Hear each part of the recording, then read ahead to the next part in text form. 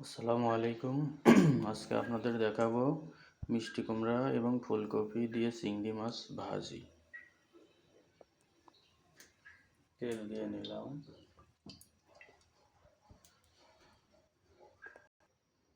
পেঁয়াজ কাঁচামরিচ দিয়ে নিলাম, কয়টা আস্ত জিরা দিয়ে দেবো। আস্ত জিরা দিয়ে হালকা নাড়তে হবে। স্বাদ মতো লবণ, হলুদ মরিচের গুঁড়া, চিংড়ি মাছটা দিয়ে নেব, দিয়ে ভালো করে চিংড়ি মাছটা একটু ভালো করে কষায় নিতে হবে। চিংড়ি মাছটা একটু লাল হয়ে গেলে ফুলকপি এবং মিষ্টি কুমড়াটা দিয়ে ভালো করে নাড়তে হবে। মাঝে মাঝে একটু পানি অ্যাড করবেন আর নাড়বেন, নইতে পুড়ে যেতে পারে।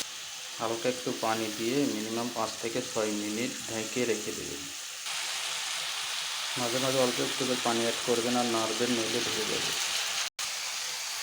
অল্প অল্প পানি অ্যাড করবেন আর নাড়বেন, অল্প অল্প পানি অ্যাড করবেন আর নাড়বেন, নইলে ধরে যাবে। যখন মিষ্টি কুমড়াটা সিদ্ধ হয়ে যাবে তখন চুলার আঁচটা একটু কমায় দেবেন। আলহামদুলিল্লাহ, হয়ে গেল আমার চিংড়ি মাছ দিয়ে মিষ্টি কুমড়ার ফুলকপি ভাজি। সবাই বাসায় এভাবে ট্রাই করতে পারেন।